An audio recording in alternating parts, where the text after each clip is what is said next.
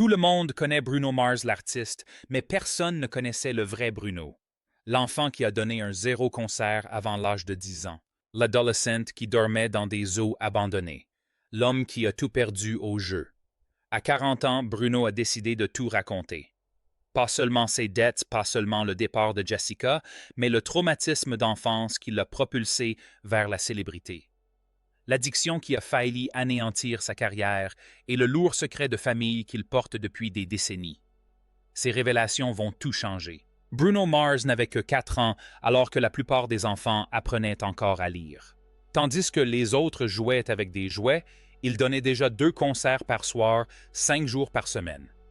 Sa famille possédait un groupe musical à Waikiki et il en était devenu la vedette. On le surnommait peut-être Elvis Carr, il portait une minuscule combinaison à paillettes et imitait les pas de danse d'Elvis Presley avec une facilité déconcertante. Il était si doué qu'en 1990, à seulement 5 ans, il a volé la vedette lors du spectacle de la mi-temps de l'Aloha Bowl devant 40 personnes. À 6 ans, il était invité au Arsenio Hall Show. Il obtint ensuite un petit rôle dans le film Lune de miel à Las Vegas en 1992 et gagna 6 cents pour une journée de travail. Il plaisanta plus tard en disant que c'était sa première résidence à Las Vegas. Avant même d'avoir 10 ans, il avait déjà donné près de un zéro spectacle. Ce genre de début forge quelque chose de profond en soi. C'est peut-être pour cela que des années plus tard, lors des répétitions pour le spectacle de la mi-temps du Super Bowl, il a dit avoir eu l'impression d'être en récréation. Mais cette période faste n'a pas duré. Quand Bruno eut 12 ans, ses parents divorcèrent et le spectacle familial prit fin. Du jour au lendemain, plus de scènes, plus de lumière, plus d'argent. Bruno, son père et son frère dormaient où ils pouvaient parfois dans une Cadillac jaune de 1993 parfois sur les toits de Waikiki et même une fois dans un ancien zoo d'oiseaux abandonné où les paons criaient toute la nuit. Ils n'avaient pas de vraie salle de bain, alors ils se faufilaient dans les piscines des hôtels pour prendre une douche. Le dîner se résumait souvent à du spam acheté chez 7-Eleven. Pendant 5 mois, ils ont été privés d'électricité. Ils s'entraînaient à la guitare au clair de lune, faute de moyens pour acheter des amplis. À l'école, les autres se moquaient de lui parce qu'il portait des vêtements de friperie, mais Bruno persévérait. Il gagnait 75 $ par soir en imitant Michael Jackson CE, qui lui permettait de payer ses maquettes et ses tickets de bus. Cette épreuve l'a endurci. En 2003, des maisons de disques ont écouté sa démo et ont affirmé qu'il serait le prochain Ricky Martin. Elles voulaient qu'il chante en espagnol même s'il n'écrivait pas dans cette langue. Il ne voulait pas de ça. Il ne voulait pas être réduit à l'image qu'une maison de disques se fait d'un artiste latin, alors il a choisi un nom qui lui venait de son enfance, Bruno. C'était en hommage à un grand catcheur du nom de Bruno Sammartino et il a ajouté Mars. Pourquoi? Parce qu'une fille lui avait dit un jour qu'il était tellement sûr de lui qu'il devait venir de Mars. Lorsqu'il a déménagé à Los Angeles en juin 2003, il avait 18 ans. Il est descendu de l'avion avec seulement 6 cents, 3 maquettes et le nom de Bruno Mars inscrit sur son étiquette à bagages. Durant sa première année, il a déménagé 4 fois, notamment dans un motel à 40 $ la nuit sur Sunset Boulevard et dans un studio exigu de Koreatown qu'il partageait avec 6 autres gars. Pour survivre, il a menti pour se faire embaucher sur Van Nuys Boulevard alors qu'il n'avait jamais touché à du matériel de DJ. Il a été viré après 2 nuits, mais les 75 $ gagnés lui ont permis d'éviter la coupure de son forfait téléphonique. Cet été-là, il y a eu des semaines où il ne mangeait que des tacos à 99 cents de chez Jack in the Box. En février 2004, Motown lui a proposé un contrat. Il ne faisait que 3 pages. Bruno plaisante à Indecent qu'il avait déjà vu des menus de petit déjeuner plus épais que ça. La maison de disques ne savait pas quoi faire de lui. Il voulait être un chanteur de pop latine. 9 mois plus tard, ils l'ont renvoyé sans même avoir sorti un seul morceau. C'était humiliant. Il avait déjà annoncé à sa famille qu'il avait signé un contrat, mais cet échec s'est finalement révélé une chance. Un autre artiste, Philip Lawrence, a également fait appel à Motown à la même époque. Les 2 hommes sont devenus amis et se sont promis de créer une musique que les maisons de disques ne pourraient ignorer. En 2006, Bruno et Philip étaient fauchés mais déterminés. Il composait à l'arrière de la vieille Toyota Corolla 99 de Philip Garry devant un petit studio à Hollywood. Ari Levine dirigeait ce studio. Il avait du matériel. Bruno et Philip avaient des idées. Ils lui achèteraient des burritos chez 7-Eleven en guise de paiement. Dès qu'un accord ou un rythme leur plaisait, ils s'écriaient « C'est un Smeeze ». C'est ainsi qu'ils ont trouvé leur nom, les Smeezingtons. Ils travaillaient 10 heures par jour, 6 jours par semaine, à analyser les tubes et à apprendre à composer les leurs. Ils ont étudié plus de 1-0 chansons avant même d'en sortir une seule. C'est alors que la sœur de Bruno, Hemi, est intervenue. Elle travaillait dans la mode à West Hollywood et a glissé l'une de ses maquettes à un certain Mike Lynn. Mike travaillait pour Dr. Dre. Au début, il a failli jeter le CD car la voix lui paraissait bizarre comme celle d'un écureuil. Mais à 43 secondes, Bruno a atteint une note aiguë qui a fait s'arrêter Mike et l'a fait rembobiner. Kyle a fait venir Bruno pour une réunion au studio Record One. Ils ne lui ont pas proposé de contrat, mais le simple fait qu'une personne influente l'ait remarqué a donné un véritable coup de pouce à Bruno. À Los Angeles, être vu par la bonne personne peut tout changer. Pour survivre, ils ont vendu une chanson qu'ils avaient écrite pour eux-mêmes, intitulée Lost to Minuto, pour 20 $. Cela leur a tout juste permis d'éviter de se faire expulser de leur logement. Mais leur grande chance est arrivée lorsqu'ils ont écrit le refrain de Right Round de Flo Rida. La chanson s'est hissée à la première place des charts et s'est vendue à 636 000 téléchargements dès sa première semaine. C'était un record numérique à l'époque.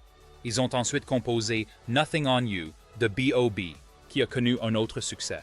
Au moment de la sortie de Just the Way You Are, en 2010, les titres auxquels Bruno avait contribué s'étaient déjà vendus à plus de 15 millions de téléchargements pour d'autres artistes.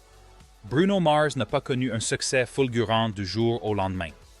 Son parcours solo a débuté avec un EP confidentiel intitulé It's Better If You Don't Understand. Sorti le 11 mai 2010, l'album est passé presque inaperçu. 13 minutes, seulement 4 titres à peine. Fin 2011, il ne s'était vendu qu'à 27 000 exemplaires aux États-Unis. Ça paraissait insignifiant, voire oubliable. Pourtant, ce court EP recelait des morceaux qui allaient devenir la base d'un projet bien plus ambitieux. 5 mois plus tard seulement, le 4 octobre 2010, il sortait Do Wops and Hooligans. Soa Disc a fait un carton. Réalisé avec un budget de 70 000 $ sans aucun sample emprunté, il a été certifié 7 fois disque de platine aux États-Unis et il a dépassé les 15 millions d'exemplaires vendus dans le monde en 2020. Au Royaume-Uni seulement, il est resté classé dans les charts officiels pendant 400 semaines consécutives. Cela fait près de 8 ans plus longtemps qu'Abbey Road ou même Thriller. Puis vinrent les singles. Son premier Just the Way You Are entra au Billboard Hot 100 le 7 août 2010 et atteignit la première place seulement 8 semaines plus tard. Elle est restée dans les charts pendant 48 semaines et a été certifiée 13 fois disque de platine. Aux États-Unis seulement, elle s'est vendue à 6 millions de téléchargements, se hissant ainsi parmi les 25 meilleurs titres numériques de tous les temps. Puis est arrivée Grenade. Elle a cumulé 559 0 téléchargements durant sa meilleure semaine, ce qui représentait alors le 8e meilleur total hebdomadaire de l'histoire de la musique. Non seulement elle s'est hissée à la première place aux États-Unis, mais elle a également dominé les classements dans 15 pays. Et ce n'était pas tout.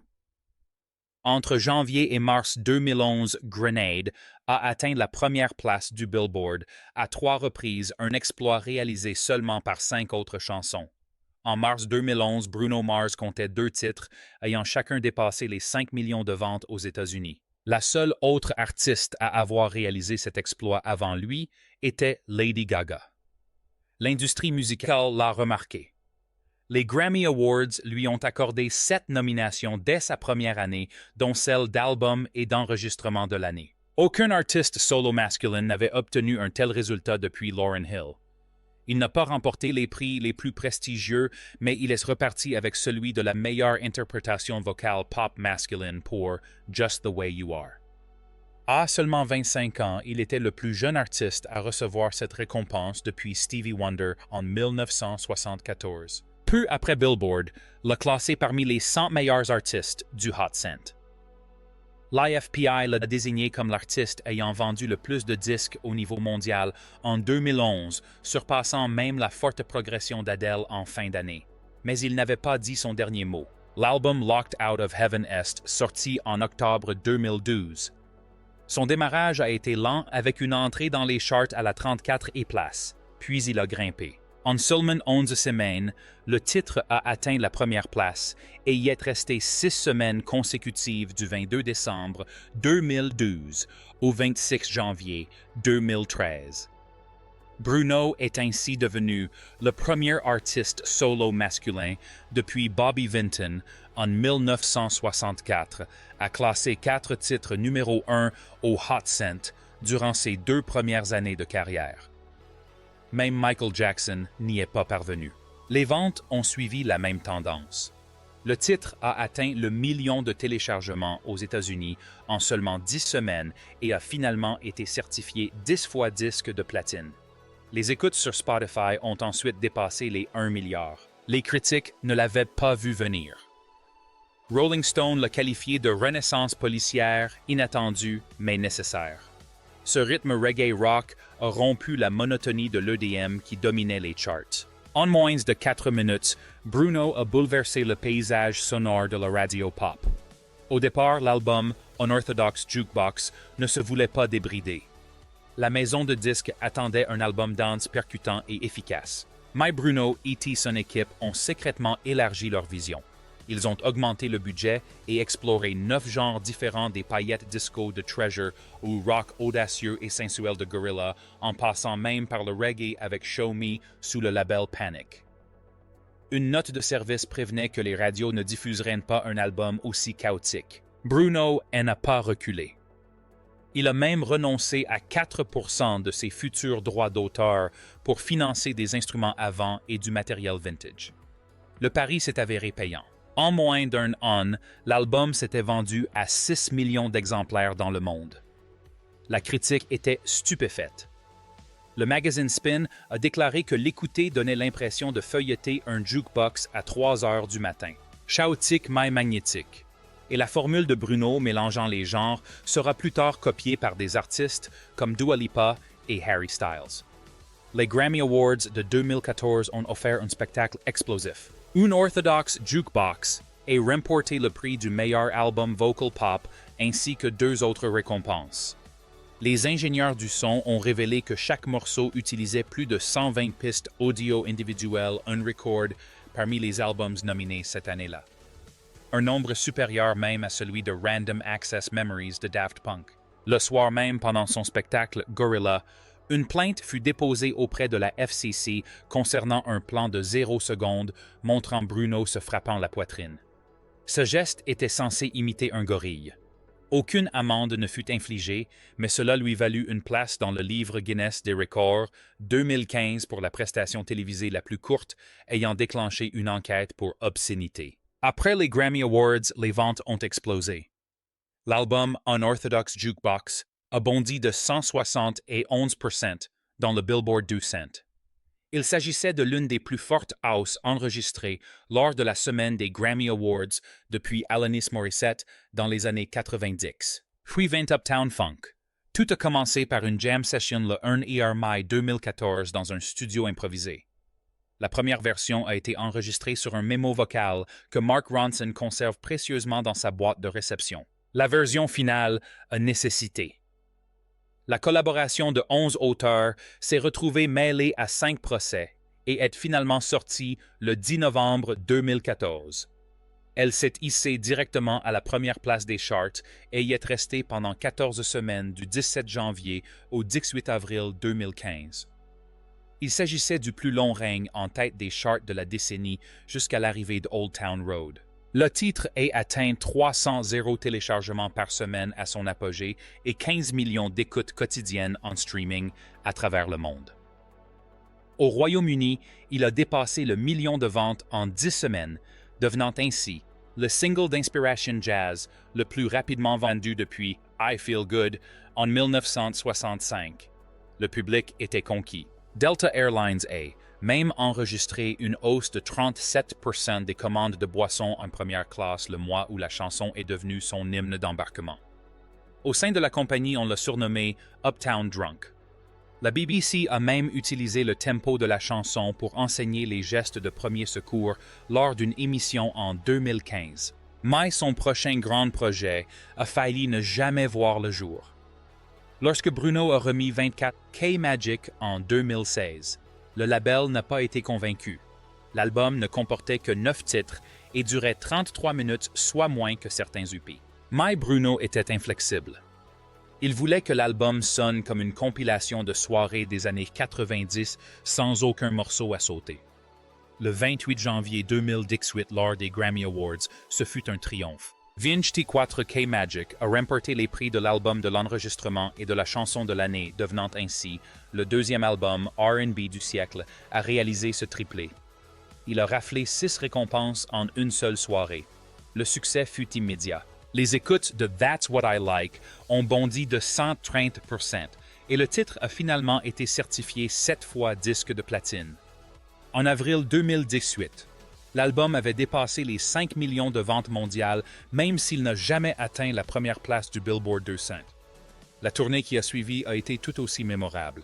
La tournée mondiale 24 K-Magic a débuté le 28 mars 2017 à Anvers et s'est achevée le 30 décembre 2018 à Honolulu. Elle a comporté 215 concerts sur 6 continents. En Nouvelle-Zélande, il a battu le record de Beyoncé en vendant 48 583 billets à Auckland, soit 400 de plus qu'en 2016. À la fin de la tournée, 3 millions de billets avaient été vendus et 367 millions de dollars de recettes avaient été engrangés, ce qui la place parmi les 10 tournées les plus lucratives de tous les temps. Elle a même dépassé les recettes de la tournée originale Joshua Tree de U2 et du Monster Ball de Lady Gaga. Chaque morceau de 24 K-Magic a été conçu avec un souci du détail hors du commun. L'intro à la talkbox du titre éponyme rappelle Computer Love 1987. Les synthés suaves de Versace on the Floor évoquent les classiques de Babyface 1994, là que remix de Finesse avec Cardi B a été mixé sur une console vieille de 25 ans pour recréer le son du début des années 90. Même le nombre de 9 titres n'était pas aléatoire. Bruno a confié que sa cassette préférée, Don't Be Cruel, de Bobby Brown, contenait 9 chansons par face. Les critiques ont adoré. L'un d'eux a qualifié l'album de « leçon d'histoire la plus précieuse de la pop ». D'autres ont salué son rôle dans le retour du funk sur le devant de la scène à une époque où tout tournait autour des drops EDM. Et pourtant, il nous réservait encore des surprises. En septembre 2018, Bruno a enregistré le refrain de Wake Up in the Sky de Gucci Mane en moins de 30 minutes. Le morceau est sorti le 14 septembre. Elle a culminé à la 11 et plasmé son succès s'est prolongé. En juillet 2025, elle était certifiée 6 fois disque de platine et cumulait 1 milliard d'écoutes sur Spotify, plus que de nombreux tubes numéro 1 de cette année-là. Il était tard dans la nuit à Las Vegas. Le Dolby Live Theatre était plein à craquer. À 23 H47, Bruno Mars fit son entrée sur scène vêtu d'un smoking doré. Un silence de mort s'installa dans la salle. Puis il l'a dit, Silk Sonic existe bel et bien. Quelques secondes plus tard, la musique a commencé. Une douce ballade vintage a empli la pièce. La chanson s'appelait Leave the Door Open. Et à 0H1 précise, elle est sortie pour le plus grand plaisir du monde entier. Les gens ne l'ont pas seulement appréciée, ils l'ont adorée. Elle s'est hissée directement à la 4e place du Billboard, puis a atteint la première place en seulement 4 semaines. Elle y est restée pendant 2 mois entiers. À la mi-2022, la chanson avait été écoutée plus de 2 milliards de fois sur Spotify. Silk Sonic n'était pas seulement un groupe réel, il était irrésistible. 1 an plus tard, ils montaillaient sur la scène des Grammy Awards. Tous deux portaient un smoking blanc. Derrière eux se tenaient 18 musiciens à cordes, et tel un roi, Bootsy Collins trônait sur un siège de velours. À la fin du morceau, la foule se leva d'un seul élan. C'est à ce soir-là, Leave the Door Open a remporté les prix de l'enregistrement de l'année de la chanson de l'année et de la meilleure performance R&B. Leur album, An Evening with Silk Sonic, est sorti en novembre. Il a été enregistré à l'ancienne. Une seule pièce, aucun logiciel sophistiqué, tout en analogique. Le son était digne de 1973. Dès la première semaine, plus de 104 exemplaires vinyles ont été vendus. Il s'agissait du plus gros lancement vinyle pour un artiste R&B depuis plus de 30 ans. Tout avait été réalisé avec soin. Pour un seul morceau, Bruno a enregistré 16 versions différentes de la seule caisse claire. Le dernier solo de batterie d'Anderson .Paak sur l'album 777 a été enregistré à 3h07 du matin après des heures d'improvisation arrosées de tequila. Une seule prise a suffi. Fin 2022, la tournée de Silk Sonic avait rapporté près de 145 millions de dollars en seulement 37 concerts. Cela représente près de 4 millions de dollars par soir. Certains fans ont déboursé jusqu'à 6-5 cents pour un seul billet. Pas mal pour un groupe qui mise sur un son rétro à l'ère du numérique. Puis vint la surprise. Le 16 août 2024, Bruno envoya un message « 20 heures du Pacifique prévoyaient des mouchoirs ». Personne ne savait à quoi s'attendre. Quelques minutes plus tard, Lady Gaga sortait « Die with a Smile ». Le titre était partout. En une seule journée, il a battu des records de streaming avec 27 millions d'écoutes. C'était bien plus que Easy on Me d'Adele. Le clip avait des allures de film. Il avait été tourné en 16 mm. Tout était en noir et blanc. 2 voix, seulement un lustre et des bribes de morse que les fans ont plus tard traduites en One Last Dance. La chanson a dominé les charts pendant 18 semaines consécutives et a été certifiée multiplatine dans 32 pays. Mais ce n'était pas seulement populaire. C'était une véritable machine à fric. Durant sa meilleure semaine, elle a rapporté près d'1 million de dollars par jour en édition. Chaque seconde de cette chanson valait plus de 11 $. Aux Grammy Awards de 2025, Bruno et Gaga l'ont interprété accompagné d'une chorale gospel. Quand Bruno a atteint une note longue et puissante qui a duré plus de 11 secondes, on l'a surnommé le saxophone humain. Ça a moment a fait le buzz sur Twitter. Mais le plus fou, la prise de voix finale a été enregistrée en une seule fois. Il était 4h12 du matin. Bruno venait de fracasser une bouteille de tequila contre le mur du studio. On entend clairement le verre se briser à 3-18 Il a gardé ce passage, expliquant que cela donnait un côté plus authentique à la chanson. Ensuite, il y a eu APT, un titre en duo avec Rosé de Blackpink. Elle a dévoilé un extrait de 9 secondes à la guitare sur TikTok. En moins de 12 heures, 42 millions de personnes l'avaient visionné. À sa sortie, le morceau s'est hissé à la 3e place du Billboard Hot 100, signant ainsi le meilleur démarrage de l'histoire pour un duo féminin de K-pop. La vidéo, avec ses néons et ses couleurs clignotantes, a atteint 100 millions de vues sur YouTube en seulement 19 heures. Un record absolu. 9 mois plus tard, au SoFi Stadium Rosé, se produisait lorsque les lumières se sont éteintes. Puis Bruno est apparu. Le stade a explosé. Les sonomètres ont indiqué un niveau sonore supérieur à celui d'un réacteur d'avion pendant que les deux interprétaient APT. Au total, 1 tonne de confetti s'est abattu sur la ville. Le soir même, Spotify a enregistré une hausse de 3 scènes favoris, soit une augmentation de plus de 80% des écoutes en streaming pour le titre.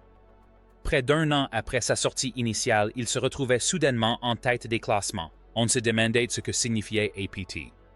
Finalement, Bruno l'a expliqué cela voulait dire After Party Tango. Il a expliqué que la chanson était inspirée d'une nuit à Buenos Aires en 2019 où lui et Rosé avaient dansé jusqu'au lever du soleil. Il existe une vidéo, mais elle est verrouillée sur le téléphone de Bruno. Seul Rihanna a-t-il plaisanté sait comment l'ouvrir. En août 2025, la chanson avait été écoutée plus de 3 milliards de fois en streaming et le duo avait généré 48 millions de dollars de vente de produits dérivés supplémentaires pour la tournée mondiale de Blackpink. L'influence de Bruno, tous genres confondus, ne cessait de croître. Mais derrière les projecteurs et les records, une histoire plus personnelle se déroulait. Au printemps 2011, bien avant les Grammy Awards et les tournées, Bruno a rencontré Jessica Caban dans le restaurant d'un hôtel à New York. Elle revenait d'un casting de mannequin. Il venait de terminer un concert. Leurs regards se croisèrent. Pendant 40 minutes, il resta immobile. Puis finalement, il s'approcha. Ils ont discuté jusqu'à 2 heures du matin, bien après que les chaises aient été empilées et les lumières éteintes. En moins d'1 an, elle a tout quitté et a traversé le pays pour le rejoindre. Au début, elle dormait sur une matelas pneumatique pendant qu'il faisait le tour du monde. Mais peu à peu, ils se sont construits une vie. En 2014, ils avaient une maison à Studio City et un chien nommé Geronimo. Bruno n'en parlait jamais beaucoup. Il l'a qualifié de « mon rock » une seule fois lors d'une interview, puis il est passé à autre chose. Même pour la chanson déchirante « When I Was Your Man », il est resté très discret. Il a dit que c'était comme si on avait saigné sur bande magnétique. On a supposé qu'il l'avait écrite pendant une période difficile avec Jessica. Elle assistait rarement aux événements. En 13 ans, seulement 3 tapis rouges, puis plus rien. Fin 2024, les fans ont remarqué quelque chose d'étrange.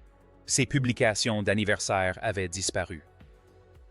Quelques jours plus tard, Bruno s'est envolé seul pour Tokyo. Il portait le collier en or qu'elle lui avait offert, mais il l'avait mis à l'envers pour cacher ses initiales.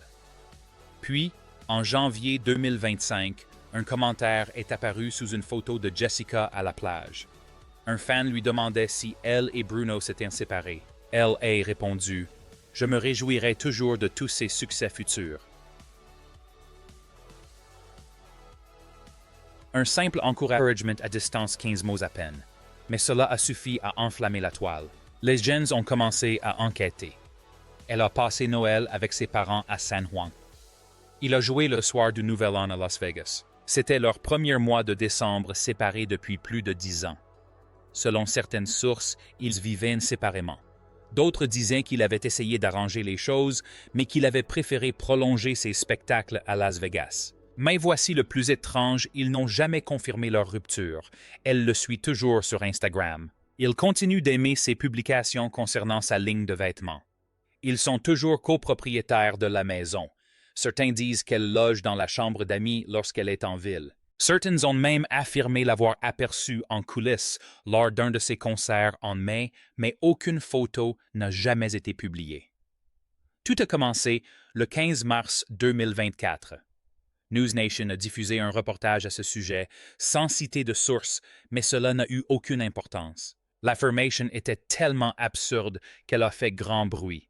Selon eux, Bruno Mars devait environ 50 millions de dollars à MGM Resorts après avoir accumulé des dettes de jeu. Et pour rembourser cette somme, il se serait rendu sur scène pour ses spectacles dans les parcs MGM. En quelques heures, Internet s'est enflammé. Les blog people ont relayé le chiffre sans sourciller. Sur Reddit, les discussions ont explosé, certains affirmant que MGM était désormais à sa merci. Les talk shows s'en sont emparés. Shannon Sharpe a même raconté à son public avoir entendu dire que Bruno avait perdu 17 millions de dollars en une seule soirée à une table de blackjack. Que ce soit vrai ou non, peu importait. L'image était trop parfaite. Une star internationale de la pop chantant les louanges de l'or et des richesses secrètement prisonnières d'une montagne de dettes de casino. De quoi faire le buzz. En 2 jours seulement, le hashtag BrunoBrute était partout. Et l'expression « dette de 50 millions de dollars de Bruno Mars » apparaissait soudainement dans plus de 4 millions de résultats Google. Tout cela découlait d'une seule et unique allégation anonyme. Le jour même, MGM Resorts a réagi promptement. Non pas par des déclarations vagues et opportunistes, mais par un communiqué clair et direct. Ils ont affirmé à Forbes et Billboard que Bruno ne leur devait rien. Ils ont déclaré n'avoir aucune dette.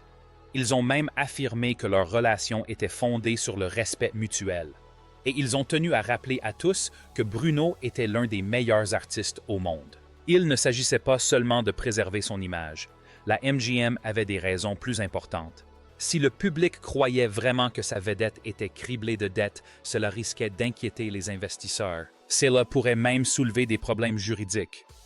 Certains murmuraient déjà que MGM avait orchestré cette histoire pour vendre plus de billets, mais leur démenti officiel a été suffisamment clair pour mettre fin à cette théorie. En 3 jours, de grands médias comme Variety ont repris leur déclaration mot pour mot, et le cours de l'action MGM est resté stable. Wall Street, semble-t-il, les avait crus. Bruno Louis n'a pas publié de communiqué ennuyeux. Il a transformé toute cette histoire en plaisanterie. Lors de son concert au parc MGM, le 12 avril, il a regardé la foule et a déclaré très sérieusement Depuis qu'ils m'ont dit que je devais payer 50 millions, mon téléphone est à sec. Où sont mes amis quand je suis sur scène? La foule a rugi. Ce moment a été filmé, partagé et visionné plus de 6 millions de fois sur TikTok en une seule journée. Quelques mois plus tard, le 28 janvier 2025, Spotify annonçait qu'il venait d'atteindre les 150 millions d'auditeurs mensuels. Bruno a republié la vidéo avec la légende « Continuez à streamer. Je serai remboursé de mes dettes en un rien de temps ». 2 semaines plus tard, il a surpris tout le monde en apparaissant sur scène avec Rosé de Blackpink au SoFi Stadium. Sa première phrase, presque à court d'argent, a été directement publiée sur Instagram et a cumulé 32 millions de vues en seulement 3 jours. À chaque fois qu'il en plaisantait, l'histoire perdait de son impact.